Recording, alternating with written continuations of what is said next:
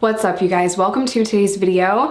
If you are new, my name is Jess. I'm a recovering addict who also served time in prison. I will leave more stories about my past in the description box down below. Today I wanted to share a story time with you guys. A story time from when I was in full-blown active addiction.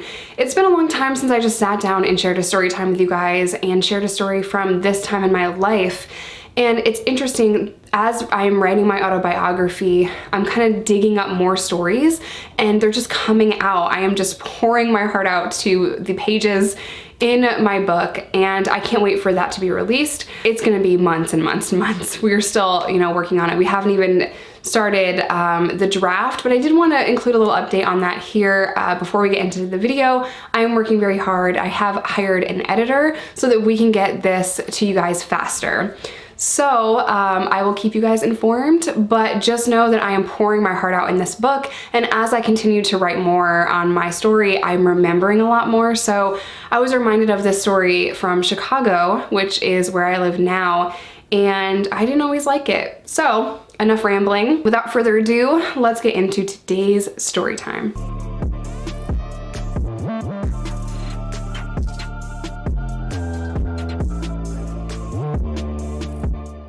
So Chicago and I have a rough history. I never liked Chicago. Well, that's not necessarily true.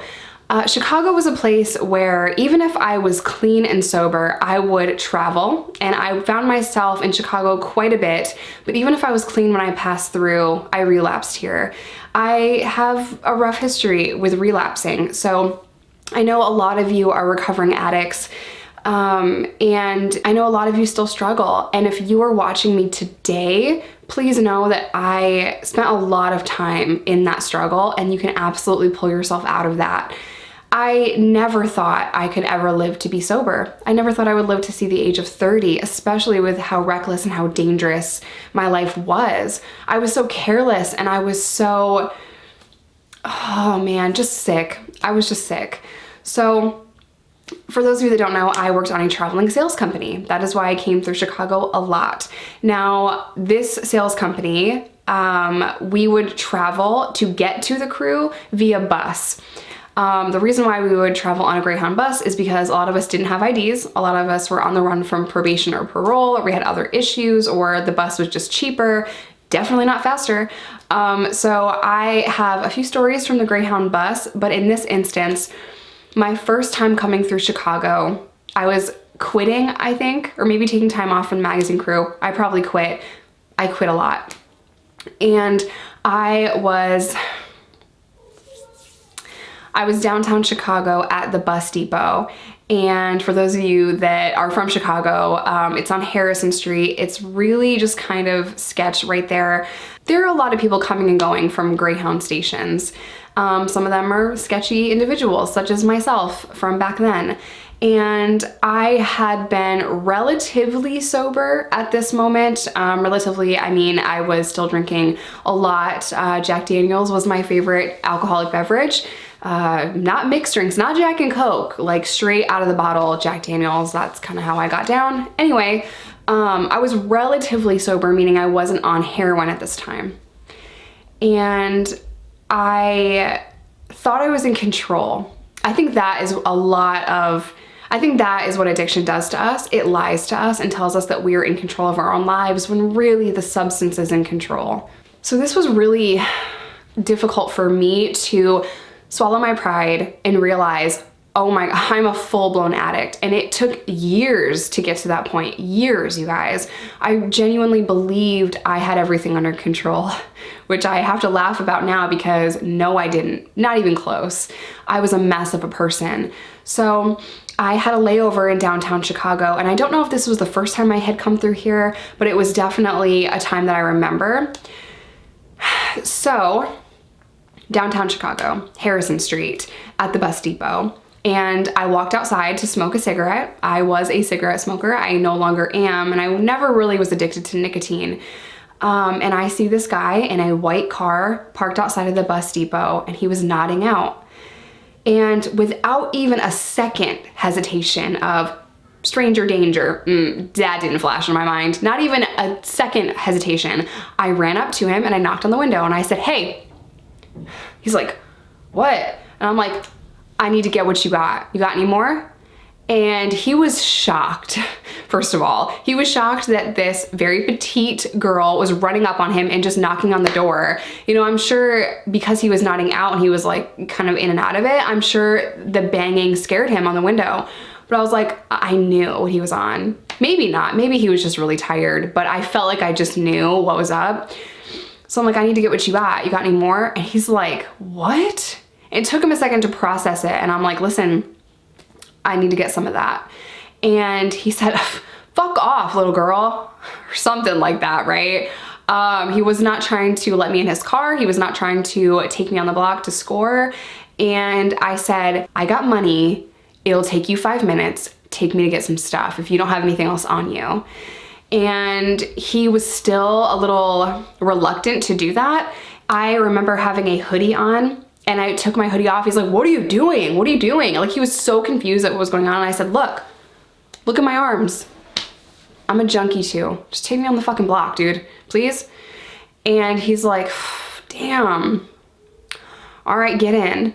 And I remember being so relieved that he agreed to that. This is a complete stranger, you guys, complete stranger. Within 5 minutes, maybe 10, we're on the block and we drove up to the spotters. Now, if you guys know how a city deal goes, there are more often than not in big cities like Chicago, New York, if you're going up on the block, there's gonna be spotters, meaning there's people a couple blocks away from the house where it's at, and they're gonna tell you if it's safe to buy at that time. The spotters kind of gave us the go ahead, like, go ahead, go up on the block. And this guy, we'll call him Chicago. Chicago said, how much money you got? And I gave him $100 and we pulled up on the block. This kid comes up to the window and he says, how much? We tell him how much money we have. He runs back to the trap house and we drive around the block one more time. And as we're pulling up for the second time, this kid comes back to the window, drops us our stuff, and we hand him the money and we leave the block. It was so fast. And I realized in that moment, I just paid $100 for something that in upstate New York would cost me double that. So of course my hustler mentality kicked in and I was like, oh, Chicago, you got the hookup up here, dude. Like, you're gonna have to do some deals with me because I need this connect. So he drops me off at the bus depot. I immediately walk into the bus station and I use in public at the bus station. And now that whole scenario, I don't even know what I was thinking. Actually, I wasn't thinking. I just needed to get high and I knew this guy could probably get it for me and I was going to make sure that he got it for me. My mind didn't play that all the way through. What if he kidnapped me, abducted me, hurt me? What if he stole my money? What if he took me somewhere and dropped me off? Like, you never know what's gonna happen. But addicts, I'll speak for myself here, I did not care. There was zero risk in my head. I rationalized everything with, he could probably get dope. And that was something that, looking back now, I wish I never picked up that substance, which is why I'm sitting here and I'm telling you this right now. You have to be careful of who you associate with. So many people think that addiction can never happen to me, or I would never put myself in that situation. I'm not that dumb. I would never go to a bus depot and get in a car with a stranger. But addiction doesn't care. It doesn't care what gender you are, what race you are, how rich you are, how poor you are. It does not care if you're funny, if you're popular, if you're talented, if you're smart. Addiction doesn't care. And I've met so many people that had no idea that getting in a car accident and then getting a prescription would lead to a 20-year-long heroin addiction. They had no idea that depression would lead to a 20-year-long heroin addiction. They had no idea that their best friend was using until she didn't wake up. You have no idea how serious and how dangerous drug addiction is. And it never starts out that way. You don't go into it thinking, oh man, I'm gonna be a full-blown addict. No one goes into it thinking that.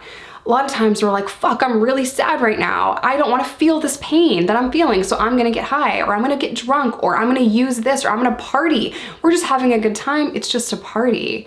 And before you know it, you're at a Greyhound bus station, getting into a car with a guy that you nicknamed Chicago, going up on the block and giving strangers money so that you can get your substance. You know, you're constantly putting yourself in a risk. And yes, that was a very specific situation to me, but it's an example of how our addiction progresses. Let me tell you guys one more story on a Greyhound bus, and my OGs might remember this story, they might not. I have a lot of Greyhound bus stories, but after I tell you this story, I am going to end the video with how to help an addict if you are the loved one of an addict. When I left New York for the last time in February of 2011, I was broken. I was so depressed. I had just lost the love of my life. At that time was my ex-boyfriend, Randy, who you guys have met on this channel before. That was the only person to that time that I ever cared about. I had lost him. He was in jail again. My best friend, also in jail. Things were getting really hot, really heated in my town, and everyone was going to jail. And I ran because I was scared. Because I was a coward and I didn't want to face those charges. I didn't want to face detoxing in jail. And I know a lot of people have commented that jails give you detox medication. They sure as shit didn't do that when I was using in 2011 in New York, and they sure as hell didn't give that to anyone in Arkansas. I know jails are changing that policy, which is so amazing, and they need to, because detoxing is a very painful, very serious situation. So if you are an active user, please reach out to someone you trust for help. Anyway, to get back on track, I was broken and I was on a Greyhound bus, and my dealer, who turned his back on me for the last time, had put me on that bus, and he gave me enough heroin to kill a small horse. I am assuming that he was hoping that I would overdose, and the problem, me, would be taken care of because I would no longer be alive to eventually maybe snitch on him, which I've never done, nor would I ever do, but you don't know when you're in that situation who you can trust and who you can't. And I'm very fortunate to be sitting here even telling this story today. I got on the bus, I had no water. All I had in my backpack was heroin, a framed picture of me and Randy, pajama pants, a toothbrush. I had very little, I owned very little. Even having a change of clothes was something I was very grateful for at that time. But I did have a rig and I did have dope. Now I just needed water. There was a guy a few seats up that had finished a bottle of water. I mean, there wasn't much water left in it. And I'm like, hey, yo, let me get that water. And he looked at me like it's pretty much empty. And he's like, are you sure? And I'm like, yeah, let me get that. And he gave it to me, and I used a stranger's water to shoot up on a Greyhound bus while it was going down the highway. Now, you guys, first of all, a Greyhound bus bathroom stinks so bad, I didn't care. You weren't gonna tell me that I wasn't gonna use. I didn't care if the bus was moving, I didn't care if the bus was on fucking fire, I didn't care if it was a stranger's water, I didn't care. I was gonna get high, and nothing was gonna come in my way between me and my substance. And to think that I was that sick, that me, Virgo Jessica, okay, would take a stranger's water and use that to shoot up on a moving porta potty, which is basically what a Greyhound bus bathroom is, right?